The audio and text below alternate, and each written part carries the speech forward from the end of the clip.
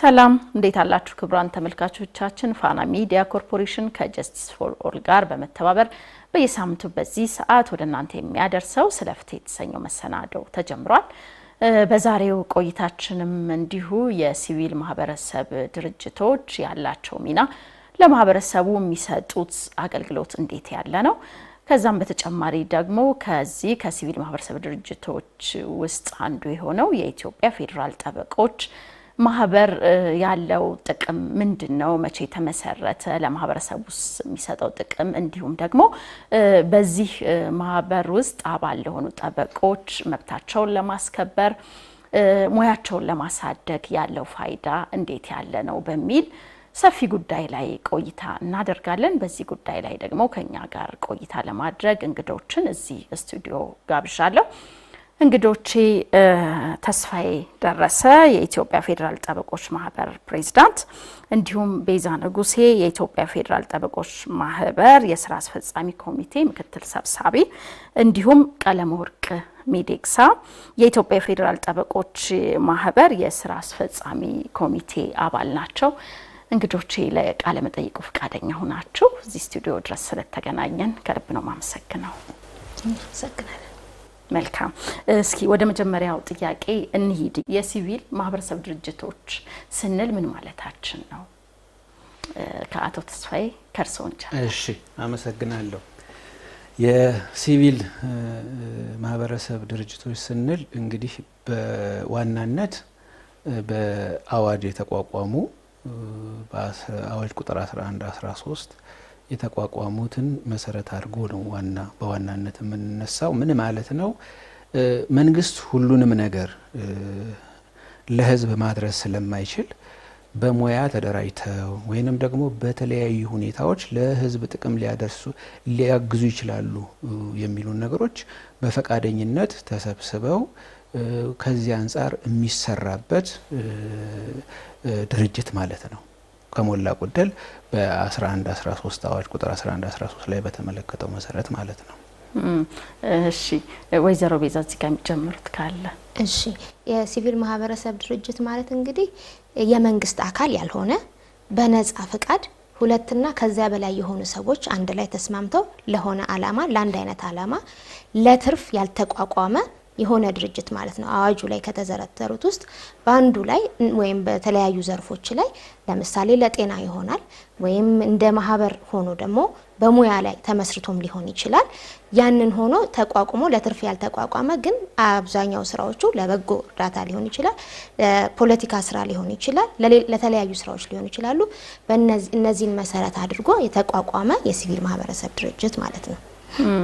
እሺ አቶ ቀለመወርቅ ምሳሌ ያነሳንም እናወራለን ተመልካቾቻችንን ግልጽ ለማድረግ። ህጋዊ የሆነ ስራን ለመስራት የተቋቋሙ ተቋማት ናቸው። በዚህ ትርጓሜ ውስጥ የሙያ ማህበራት ይካተታሉ። እንዲሁም ደግሞ የተለያዩ ማህበራት ህብረቶችም ይካተታሉ። አንዳንዱ የተወሰኑ ሰዎች አንድ በጎ አድራጎት ስራ ለመስራት ብለው የሚሰባሰቡባቸው አይነት ተቋማት ናቸው።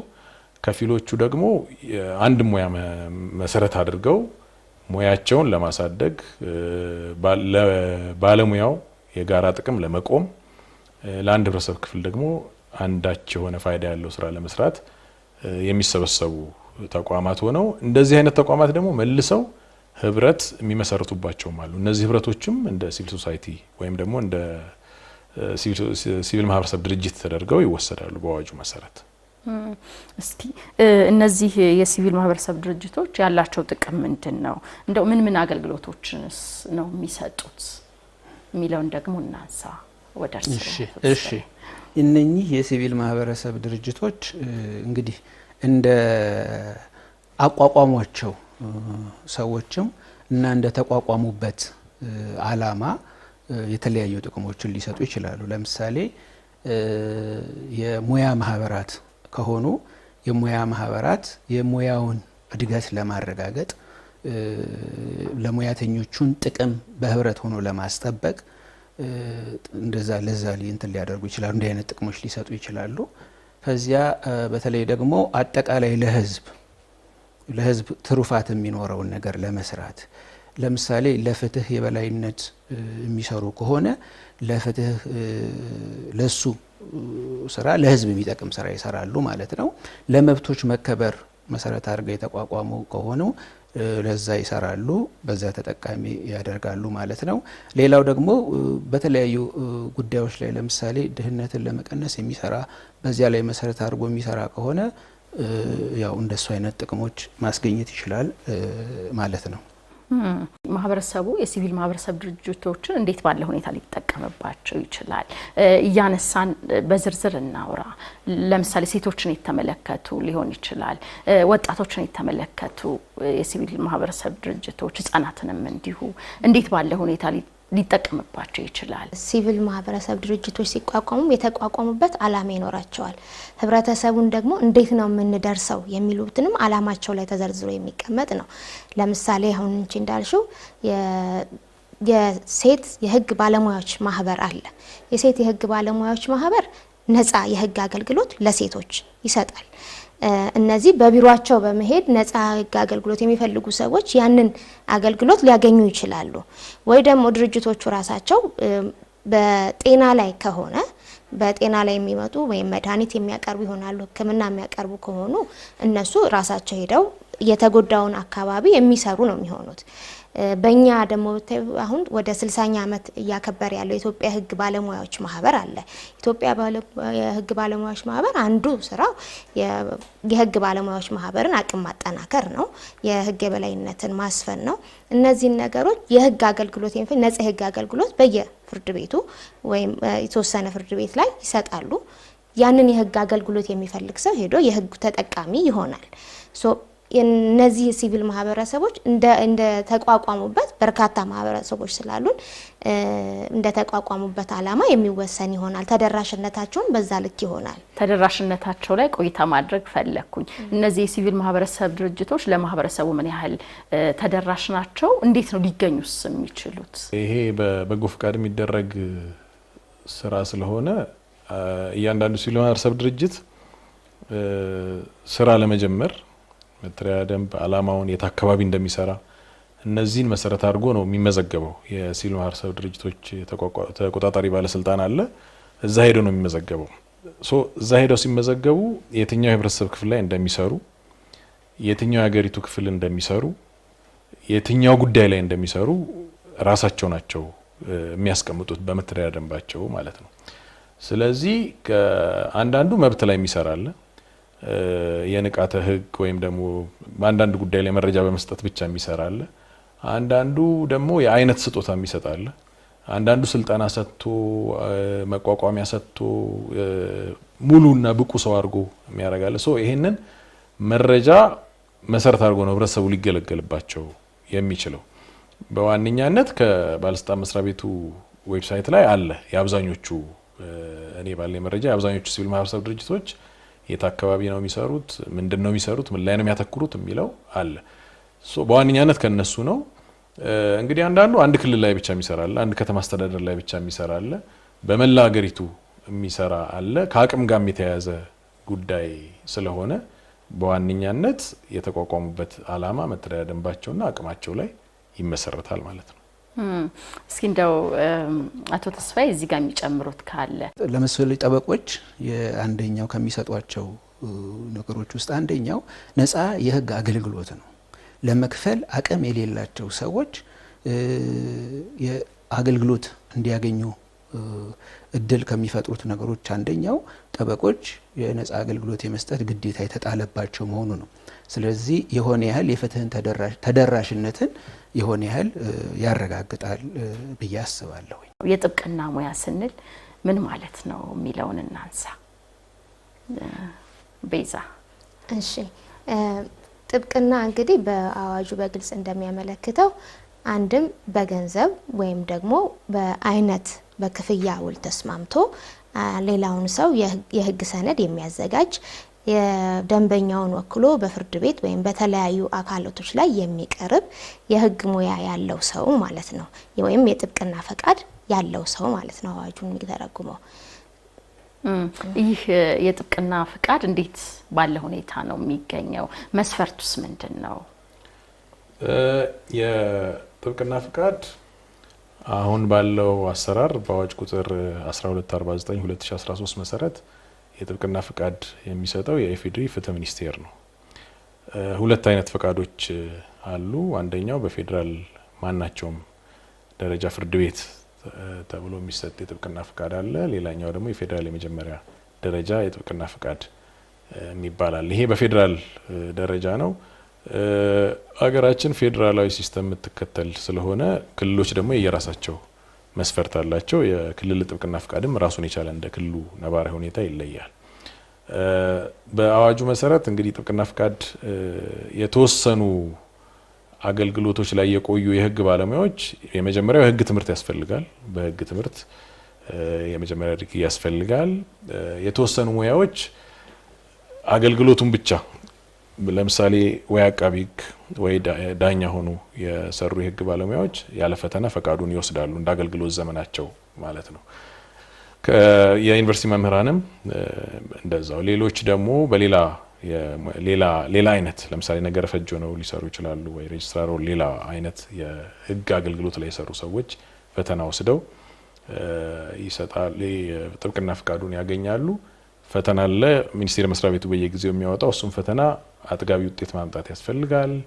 ለዛ የሚያስፈልጉ ከወንጀል ነፃ እነዚህን የመሳሰሉ የሚያስፈልጉ መስፈርቶች አሉ። እነሱን አሟልቶ የቀረበ አካል የፌዴራል ጥብቅና ፍቃድ ብቃት ግምገማ ኮሚቴ የሚባል አለ። እዛው ሚኒስቴር መስሪያ ቤቱ ስር ያለ እና የፌዴራል ጠበቆች ማህበርም አባል የሆነበት ያ ኮሚቴ እነዚህን አሁን ከላይ የዘረዘረኳቸውና ሌሎቹም በአዋጁ ያሉትን መስፈርቶች አሟልቶ ለተገኘ ሰው የጥብቅና ፍቃዱ ይሰጠው ሲባል ያን ፍቃድ ይወስዳል ማለት ነው።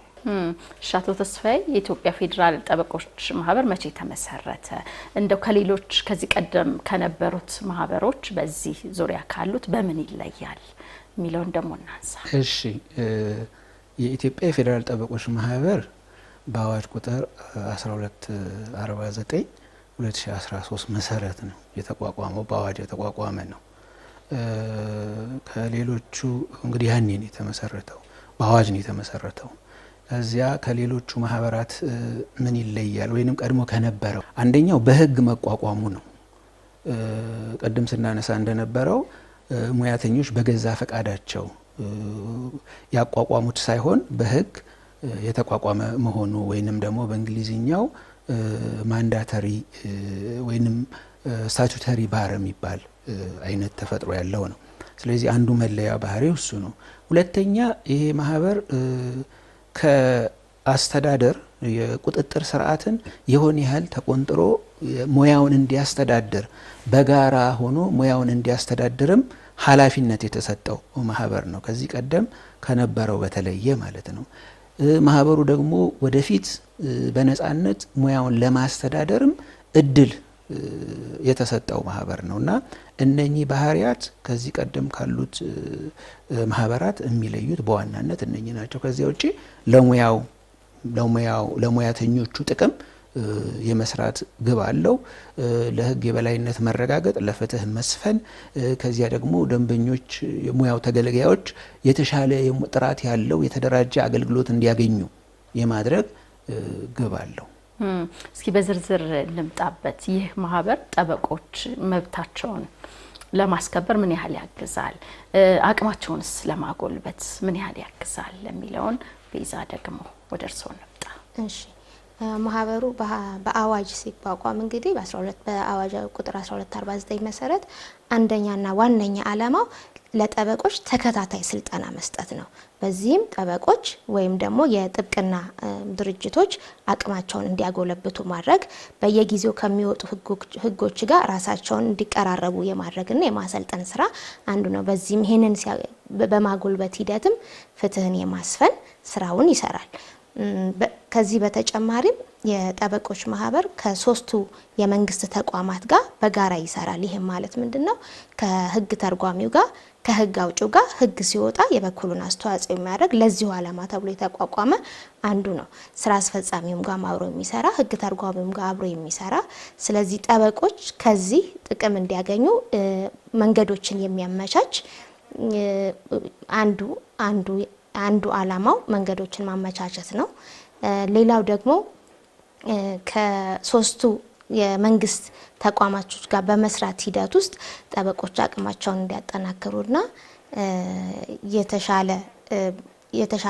ለተሻለ ፍትህ እንዲተጉ የማድረግ ዓላማ ይዞ ይሰራል። ጠበቆች የሚወክሏቸው ማህበረሰቦች አሉ። እነዚህ ማህበረሰቦች በዚህ በተቋቋመው ማህበር ውስጥ ምን ያህል መብታቸው የሚፈልጉት ነገር ተደራሽ ይደረጋል?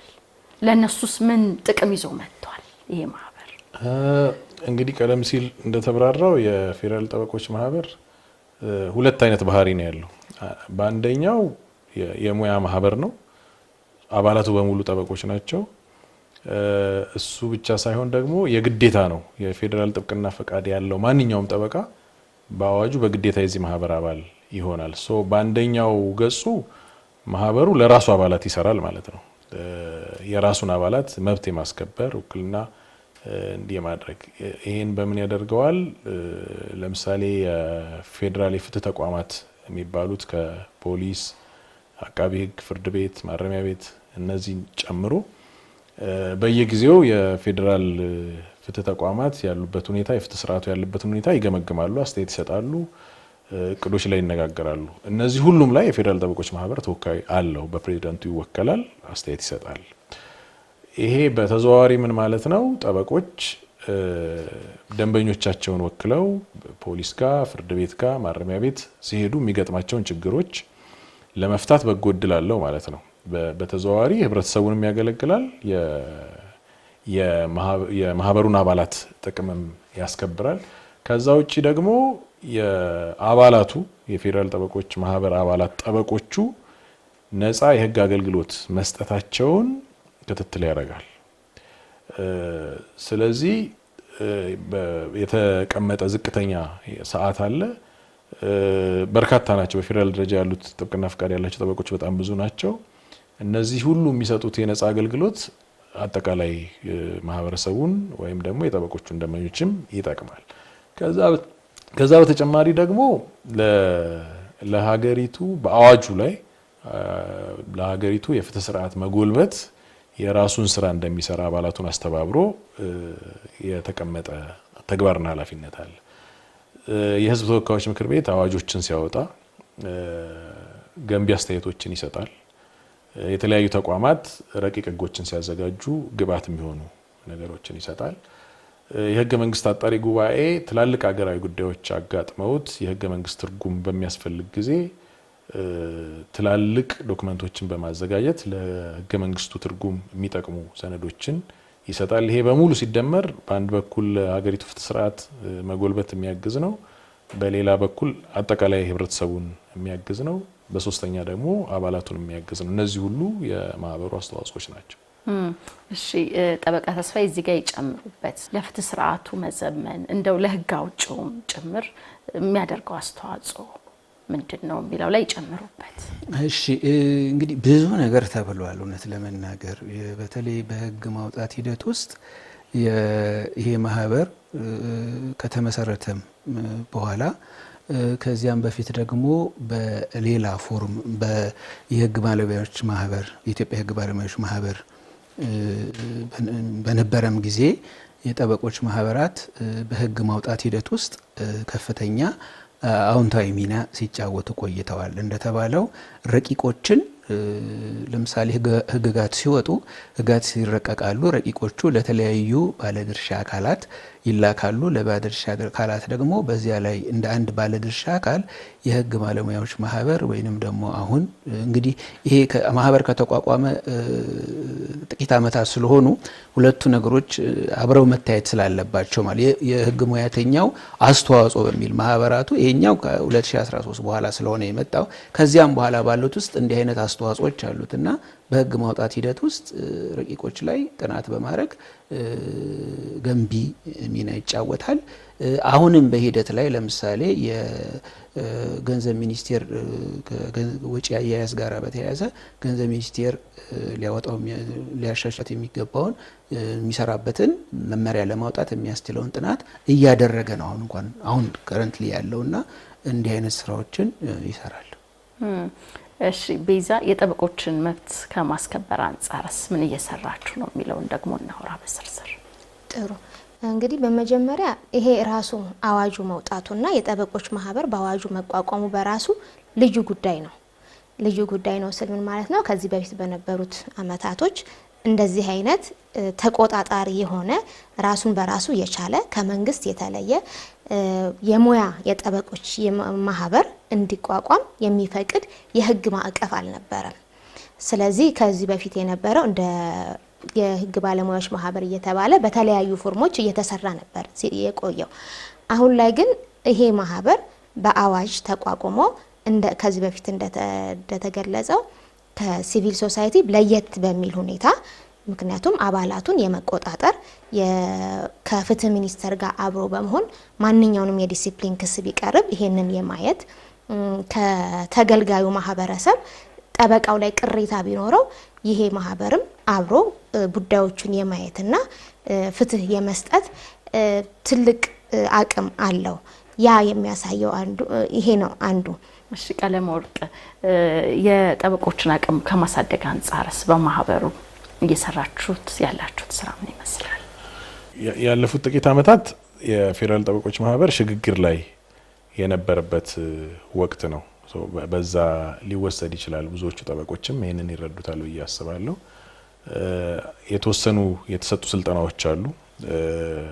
አሁን ደግሞ በጣም በአግሬሲቭሊ ማህበሩ ሊሰጣቸው የሚያስባቸው ስልጠናዎች አሉ። ከዛ በተጨማሪ የራሱ የፌዴራል ጠበቆች ማህበር በቋሚነት የሚያቋቁማቸው ኮሚቴዎች አሉ። ከነዛ ኮሚቴዎች ውስጥ አንደኛው የስልጠና ጉዳይን የሚከታተልና ስልጠናውን የሚሰጥ ነው። ያ በዛ አንደኛው እሱ ነው። ከዛ ውጪ የጥናትና ምርምርም አንድ ራሱን የቻለ ኮሚቴ ይኖረዋል ማህበሩ። እሱም ጠበቆች እንዲሳተፉበት ከዩኒቨርሲቲዎች ጋር እነዚህን ከመሳሰሉት እና በህግ ጉዳይ ጥናት ከሚያደርጉ ተቋማት ጋር ጠበቆቹን የማገናኘት ለዛ ምቹ ሁኔታ የመፍጠር መሻሻል ያለባቸው ህግጋት ጠበቆች አዳዲስ በሚወጡ ህግጋት ላይ ግንዛቤ እንዲኖራቸው የማድረግ እነዚህን በማድረግ ነው በዋነኛነት የጠበቆቹን አቅም የማጎልበት ስራ የሚሰራው ማህበሩ። የተወሰነ ሄደበት አለ። አሁን ከዚህ በኋላ ደግሞ በጣም በስፋት የሚሄድበት ዋናው ጉዳይ ይሄ ነው። እሺ ጠበቃ ተስፋዬ፣ ከጥብቅና ሙያ ጋር ተያይዞ በኢትዮጵያ የሚነሱ ክፍተቶች ምንድን ናቸው? ከሙያ ስነ ምግባርና አለማክበር ጋር ተያይዞም ሊሆን ይችላል፣ ከአቅም ጋር ተያይዞም ሊሆን ይችላል። እንደው የሚታዩ ክፍተቶችን ደግሞ እናንሳ። የእውቀት ማነስ እንደ ማንኛውም ሙያ ላይ ሊታይ እንደሚችለው በጥብቅና ስራ ላይም የእውቀት ማነስ ወይንም ክፍተቶች ይታያሉ። ከፍተኛ የሆነ በተለያዩ ምክንያቶች በቅሬታ ከሚነሱባቸው ነገሮች አንደኛው ደግሞ የስነ ምግባር ጠበቆች አንዳንዱ ጠበቆች ማለት ነው፣ ሁሉም ጠበቃ አይደለም። በእኔ እምነት ብዙ ጠበቆች የሙያውን ስነ ምግባር አክብረው ይሰራሉ። ግን ከዚያ ውስጥ ደግሞ ሁል ጊዜ የሙያውን ስነ ምግባር አክብረው የማይሰሩ ጥቂቶች እንዳሉና እነኝን ነገሮች እንደ ክፍተት በጥብቅና ስራ ላይ እንደ ክፍተት ልናይ እንችላለን። ከውጭ ደግሞ ከሶስት እንግዲህ አብረው ከሚሰሩ ከፍትህ ተቋማት ጋራ ስናይ ለጠበቆች በተቋማቱ ለስራቸው ወይንም ለሙያቸው ክብር ተሰጥቶ ተገቢውን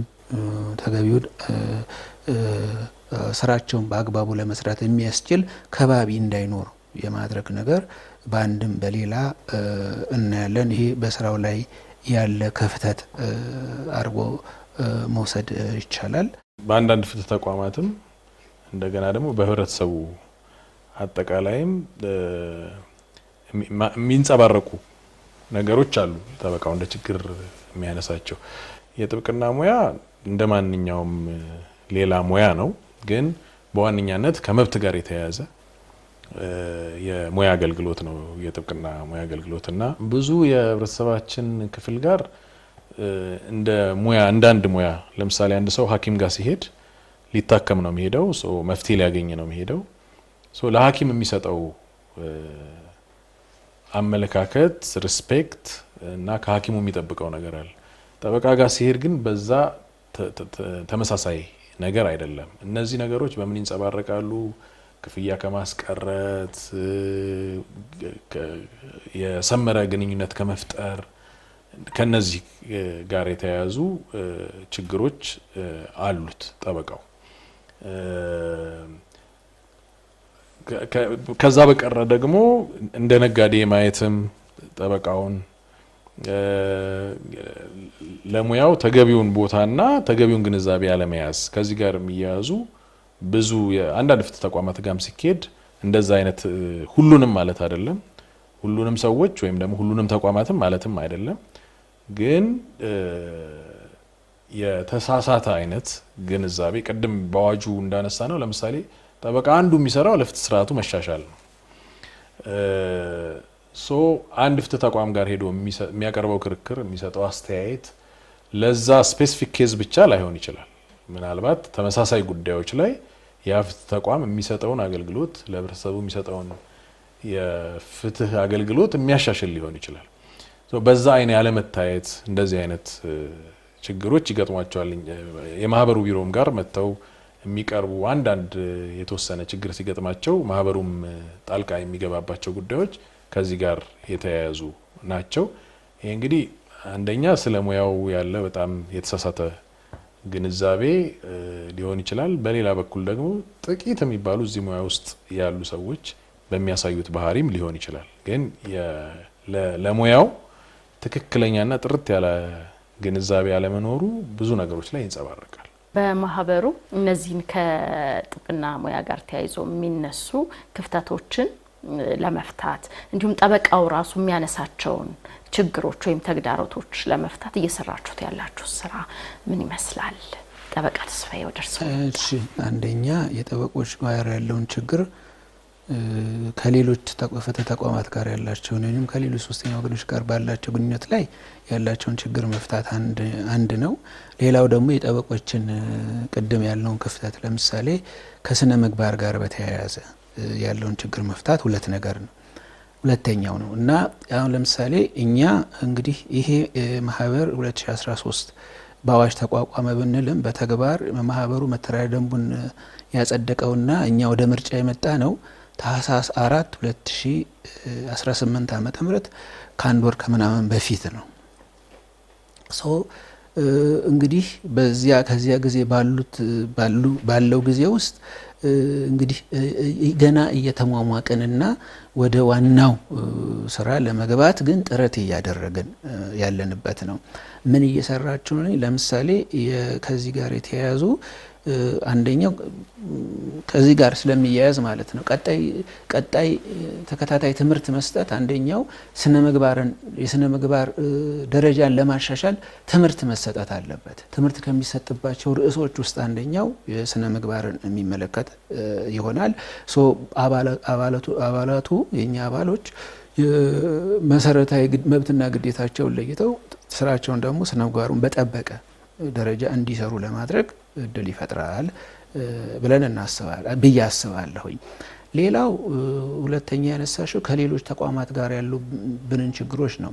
አሁን እኛ ከሁሉም ተቋማት ጋራ ባለፈው ሳምንት ጊዜ ውስጥ ከተለያዩ ተቋማት ጋራ ያው ተገናኝተን አንድም እንድንተዋወቅ፣ ሁለተኛም ደግሞ ከጠበቃው ጋር ያለውን ችግር እኛ የጠበቃውን እይታ እናውቃለን እና የጠበቃውንም የሆነ ያህልም ደግሞ ከጠበቃው ምን አይነት ችግሮች በሚሄዱበት እንደሚገጥማቸው እንዲያጋሩን እንድናቅና በዚያ ላይ ተመስርተን የግንኙነታችንን በዚያ መርህ ላይ እንዲመሰረት ለማድረግ የተለያዩ ጥያቄዎችን ለአባሎቻችን አድርሰን እነሱም የሆነ ያህል ምላሽ ተሰጥቶን ያንን በዚያ ፍሬምወርኩ በዚያ መሰረት ማዕቀፍ ውስጥ ግንኙነታችንን ተገማች ጠንካራ በማድረግ ለምሳሌ ከፍርድ ቤት ጋራ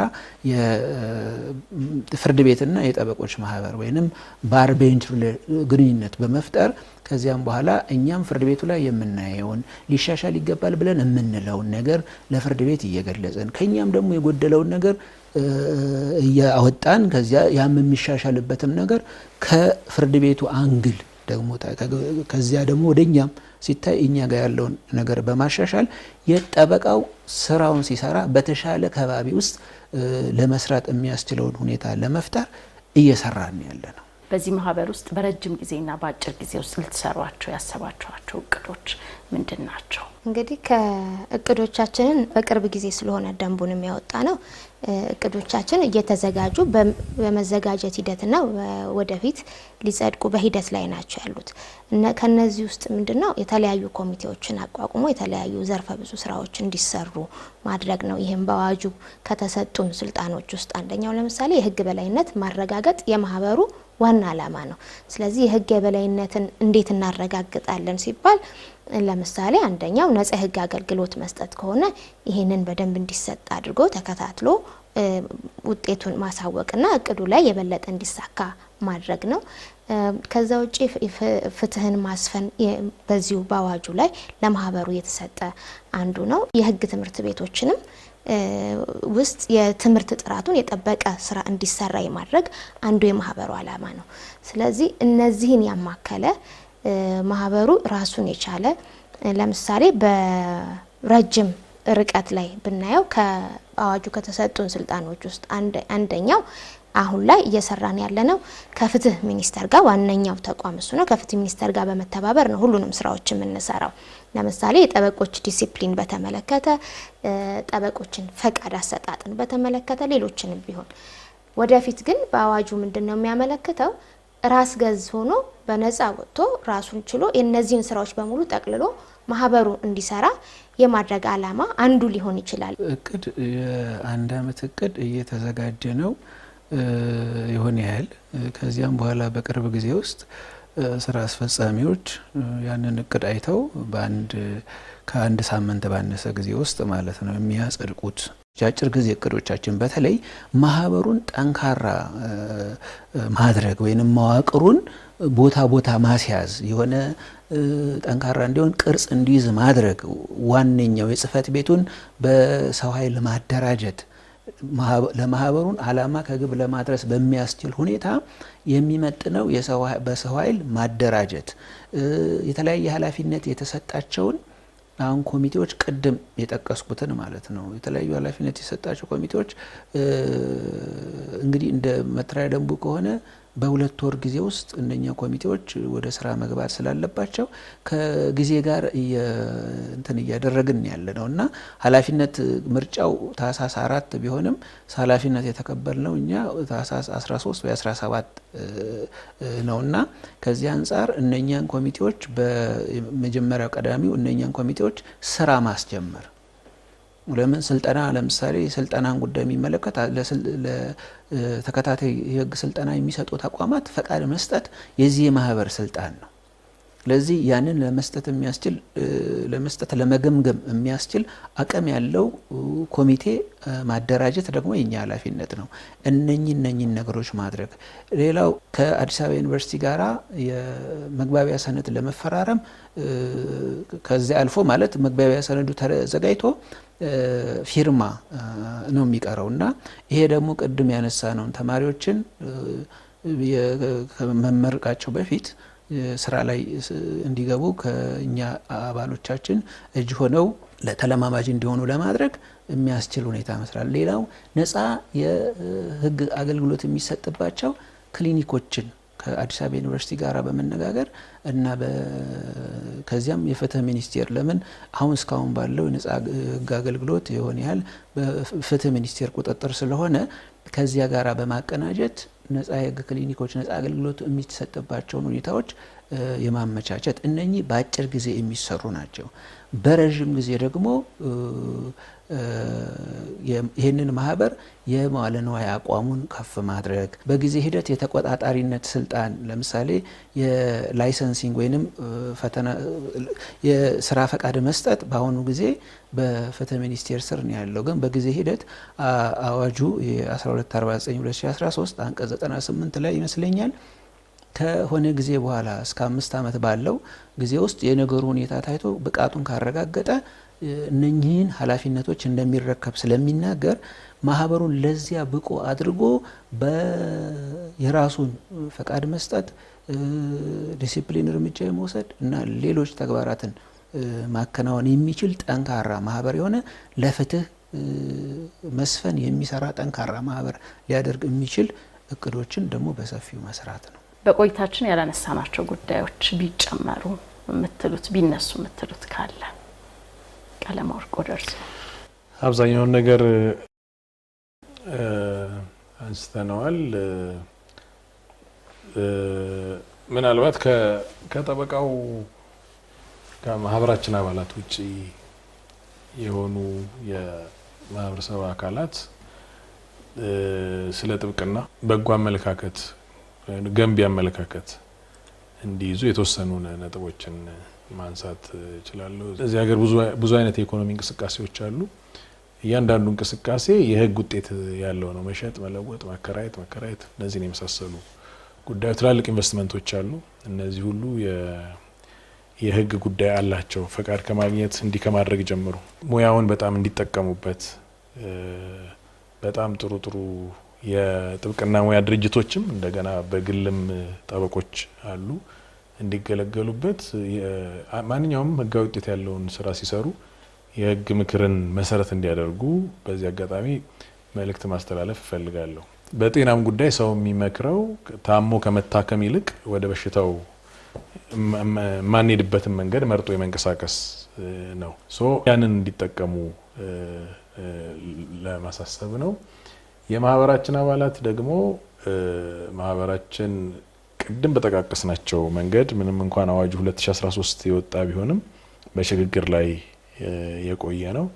አሁን ታህሳስ 14 የመረጣችኋቸው ሰዎች በጣም በትጋት እየሰሩ መሆኑን ተረድተው ወደ ማህበሩ በመቅረብ በጎ አስተዋጽኦ እንዲያበረክቱ ከሁለት አይነት ገጽታ ነው። ሙያውን ማስተዳደር አለ። እንደገና ደግሞ የሙያውን አባላት ከመንግስት ጋር የሚያገናኙ የፍቃድ፣ የዲሲፕሊን፣ የታክስ እነዚህን የመሳሰሉ ጉዳዮች አሉ። አገልግሎት ሲሰጡም በፖሊስ ጣቢያ፣ በፍርድ ቤት፣ በማረሚያ ቤት የሚገጥማቸው ችግሮች አሉ።